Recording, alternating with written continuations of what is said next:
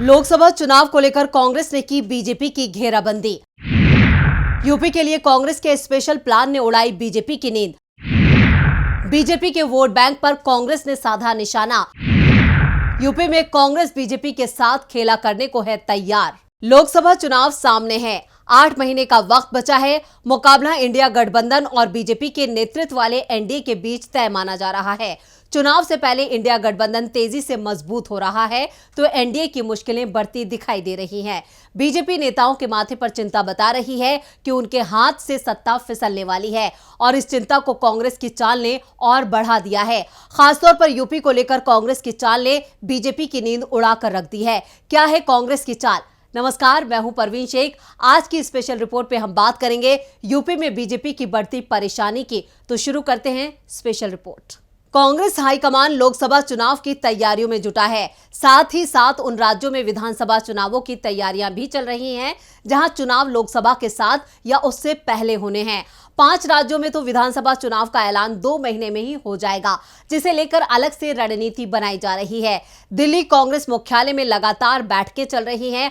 अभी तक 1.5 दर्जन राज्य कमेटियों के नेताओं के साथ दिल्ली में पार्टी अध्यक्ष मल्लिकार्जुन खड़गे और राहुल गांधी बैठक कर चुके हैं। हर राज्य में बीजेपी से लड़ने के लिए सेनापतियों की तैनाती की जा रही है। हर महीने काम की रिपोर्ट भी ली जा रही है। जहां जरूरत दिख रही है वहां बदलाव किए जा रहे हैं। हाल ही में मध्य प्रदेश में रणदीप सिंह सुरजेवाला को प्रभारी पद सौंपा गया। कर्नाटक में कांग्रेस को बड़ी जीत दिलाने वाले सुरजेवाला को यह पार्टी की ओर से इनाम दिया गया है, जिसके सहारे पार्टी ने बड़ा मैसेज दिया है कि जो अच्छा काम करेगा उसे बड़ा इनाम भी मिलेगा। इसके साथ ही मुकुल वासनिक को पीएम मोदी के गढ़ गुजरात का प्रभारी बनाया गया है। लेकिन सबसे बड़ा बदलाव यूपी में किया गया है। यूपी में बीजेपी की घेराबंदी के लिए पार्टी अध्यक्ष को ही बदल दिया गया है। यूपी कांग्रेस अध्यक्ष पद बृजलाल खाबरी की जगह अजय रॉय को सौंपा गया है। फिलहाल अजय राय कांग्रेस के प्रयागराज के प्रांतीय अध्यक्ष के तौर पर अपनी जिम्मेदारी निभा रहे थे, लेकिन अब उन्हें पूरे प्रदेश की जिम्मेदारी सौंपी गई है। अजय राय के सहारे कांग्रेस ने बीजेपी के सबसे मजबूत वोट बैंक पर निशाना साधा है। राय को अध्यक्ष बनाकर कांग्रेस ने सिर्फ यूपी ही नहीं साधा बल्कि बिहार को भी बड़ा संदेश दिया है। अजय राय पूर्वांचल के बड़े नेता हैं। पहले उनके राजनीतिक करियर पर एक नजर डालते हैं। अजय राय भूमिहार जाति से आते हैं, जिसका पूर्वांचल और बिहार में जबरदस्त दबदबा है। भूमिहार जाति का अधिकांश वोट अभी तक बीजेपी को मिलता रहा है। राय के सहारे कांग्रेस भूमिहार वोट में आसानी से सेंध लगा सकती है। अजय राय वाराणसी की पिंडरा विधानसभा से 5 बार विधायक रह चुके हैं। बीजेपी से अजय राय ने अपने राजनीतिक करियर की शुरुआत की थी। 2012 में कांग्रेस में शामिल हुए और पिंडरा सीट से विधायक बने। 2014 और 2019 में वाराणसी से कांग्रेस के टिकट पर नरेंद्र मोदी के खिलाफ चुनाव लड़ा। उत्तर प्रदेश में अजय राय को कांग्रेस का अध्यक्ष बनाए जाने के बाद बीजेपी की नींद उड़ने लगी है। इसका सबसे बड़ा कारण अकेले राय नहीं है, बल्कि बिहार में कांग्रेस अध्यक्ष अखिलेश प्रसाद सिंह और झारखंड में पार्टी के अध्यक्ष राजेश ठाकुर भी शामिल हैं। ये तीनों एक ही जाति से हैं, यानी भूमिहारों पर कांग्रेस ने बड़ा दांव खेल दिया है। यूपी, बिहार और झारखंड में भूमिहारों को प्रदेश अध्यक्ष बनाना सहयोग है या प्रयोग, ये तो लोकसभा चुनाव के परिणाम बताएंगे। लेकिन कांग्रेस के इस प्रयोग ने बीजेपी को बेचैन कर दिया है, क्योंकि इन तीनों ही राज्यों की सीमाएं आपस में मिलती हैं। इसलिए भूमिहारों के बीच ये मैसेज तेजी से फैल रहा है कि कांग्रेस पार्टी उन्हें सबसे ज्यादा सम्मान दे रही है। दूसरी ओर बीजेपी में भूमिहारों को किनारे किया जा रहा है। बिहार में जिस समय नीतीश कुमार के साथ बीजेपी सत्ता में थी तो भूमिहारों को बीजेपी से बड़ी उम्मीदें थी। विधानसभा चुनाव में भूमिहारों का अधिकांश वोट बीजेपी और उसके सहयोगियों को ही मिला था। लेकिन सत्ता मिलने पर केंद्रीय गृह मंत्री ने भूमिहार नेताओं से साफ कह दिया कि उन्हें सत्ता में सांकेतिक हिस्सेदारी ही मिल पाएगी। भूमिहारों की जगह पार्टी दूसरी जातियों को साधने की कोशिश की। इसके बाद भूमिहार बीजेपी से छिटकने लगे थे और 2022 के बोंच ऊंचा विधानसभा उपचुनाव में भूमिहारों ने बीजेपी को जोरदार झटका देकर इसकी शुरुआत कर दी, जिसे लपकने के लिए कांग्रेस ने 3 राज्यों में भूमिहारों को ही आगे बढ़ा दिया। भूमिहारों के दबदबे की बात की जाए तो यूपी में भूमिहारों की आबादी 2.5 से 3% के बीच मानी जाती है। पूर्वांचल की 14 लोकसभा सीटों पर भूमिहारों का दबदबा है। गोरखपुर से प्रयागराज और फूलपुर से सलेमपुर तक भूमिहार मतदाताओं का बोलबाला है। बलिया लोकसभा सीट पर लगभग 3 लाख भूमिहार मतदाता हैं। घोसी और गाजीपुर लोकसभा में लगभग 1.5 लाख भूमिहार मतदाता है। पीएम मोदी के संसदीय क्षेत्र वाराणसी में भी लगभग 1 लाख के भूमिहार वोटर हैं। गोरखपुर, देवरिया, सलेमपुर, चंदौली, प्रयागराज, मछली शहर, जौनपुर, आजमगढ़, लालगंज, मिर्जापुर में भूमियारों मतदाताओं की बड़ी संख्या है। अजय राय की पहली जिम्मेदारी तो प्रदेश में हर लोकसभा सीट पर पार्टी का संगठन मजबूत बनाना और हर बूथ पर कार्यकर्ताओं को मजबूत उपस्थिति तय करना होगा। लेकिन पार्टी को अपने जिस नेता पर सबसे ज्यादा उम्मीद है वो पार्टी सांसद राहुल गांधी हैं।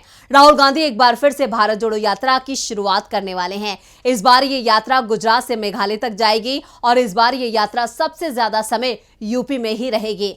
15 सितंबर से यात्रा शुरू करने की तैयारियां कांग्रेस में चल रही हैं। भारत जोड़ो यात्रा का पहला चरण राहुल गांधी ने कन्याकुमारी से कश्मीर तक पैदल यात्रा की थी, लेकिन इसमें यूपी में वो सिर्फ 3 दिन ही रहे थे और तभी ये सवाल उठ रहे थे कि लोकसभा सीटों के हिसाब से देश के सबसे बड़े सूबे को ज्यादा वक्त मिलना चाहिए था और इस शिकायत को राहुल गांधी अपनी भारत जोड़ो यात्रा पार्ट 2 में पूरी करने को तैयार हैं, जिसका रूट प्लान तैयार हो चुका है। अंतिम समय में इसमें कुछ बदलाव भी हो सकते हैं। यूपी में 25 से 27 दिन तक चलेगी भारत जोड़ो यात्रा पार्ट 2। मुस्लिम बहुल्य इलाकों में यात्रा का रहेगा मुख्य फोकस। पश्चिमी यूपी के सहारनपुर, मुजफ्फरनगर, देवबंद, बागपत, मुरादाबाद, संभल, रामपुर, बरेली, बदायूं, अलीगढ़ को कवर करेगी यात्रा। पूर्वी उत्तर प्रदेश के देवरिया, महाराजगंज, जौनपुर, गाजीपुर, आजमगढ़, कुशीनगर भी जाएगी यात्रा। विपक्षी दलों के कई बड़े मुस्लिम नेता अभी से कांग्रेस के वरिष्ठ नेताओं के संपर्क में हैं। यात्रा जहां जहां से निकलेगी, मुस्लिम और दलित नेता थामेंगे कांग्रेस का हाथ। भारत जोड़ो यात्रा पार्ट 2 को इंडिया गठबंधन के सहयोगियों का भी साथ मिलेगा। यूपी में कांग्रेस का मुख्य फोकस भूमियार वोटों के साथ ही दलित और मुस्लिमों पर है। ऐसे में मुस्लिम और दलितों की बड़ी आबादी वाले जिलों को फोकस में रखा गया है और भारत जोड़ो यात्रा पार्ट 2 रूट प्लान उसी हिसाब से तैयार किया जा रहा है। दरअसल इस समय कांग्रेस अध्यक्ष राहुल गांधी की लोकप्रियता अल्पसंख्यकों में सबसे ज्यादा दिखाई दे रही है और इसका फायदा कांग्रेस को कर्नाटक चुनाव में भी मिला, जहां मुसलमानों को सिर्फ कांग्रेस का चुनाव निशान हाथ ही दिखाई दिया और मुसलमानों में कांग्रेस को लेकर ये प्रेम यूपी में भी दिखाई दे रहा है। और जब भारत जोड़ो यात्रा पार्ट 2 यूपी में प्रवेश करेगी तो उसका अलग ही असर दिखाई देगा। राहुल गांधी की लोकप्रियता को भुनाने की कांग्रेस ने तैयारी भी पूरी कर ली है और पार्टी ने सभी 80 लोकसभा सीटों पर पार्टी के संगठन को विस्तार करने का काम शुरू कर लिया है। वैसे इस बार इंडिया गठबंधन होने के चलते यूपी में कांग्रेस का सपा और आरएलडी के साथ गठबंधन तय माना जा रहा है। ऐसे में राहुल गांधी की यात्रा का फायदा कांग्रेस के साथ सपा और आरएलडी को भी मिलेगा। कांग्रेस यूपी में कितनी सीटों पर चुनाव लड़ती है ये मुंबई में इंडिया गठबंधन की बैठक में तय हो सकता है, लेकिन कांग्रेस के निशाने पर यूपी का 2027 का विधानसभा चुनाव भी है और इसलिए पार्टी सभी 80 लोकसभा सीटों पर तैयारी करने में जुटी हुई है। बीजेपी को चिंता इस बात की दिख रही है कि अगर मुस्लिम, भूमियार और दलित वोट कांग्रेस की ओर चला जाता है, जो जाता हुआ दिखाई भी दे रहा है, तो दूसरा सवर्ण वोट भी बीजेपी से खिसक सकता है, जिस कारण से बीजेपी की नींद उड़ गई है। क्योंकि सवर्ण वोट बीजेपी के हाथ से खिसका तो पार्टी एक बार फिर एक दशक पुराने दौर में वापस लौट जाएगी। एक दशक पहले यूपी में बीजेपी चौथे नंबर की पार्टी बन गई थी। तो ये थी हमारी स्पेशल रिपोर्ट। आपको हमारा ये वीडियो कैसा लगा नीचे कमेंट बॉक्स में अपनी राय जरूर दें और इस वीडियो को ज्यादा से ज्यादा लाइक करें और शेयर करें। देखते रहिए डीबी लाइव। नमस्कार।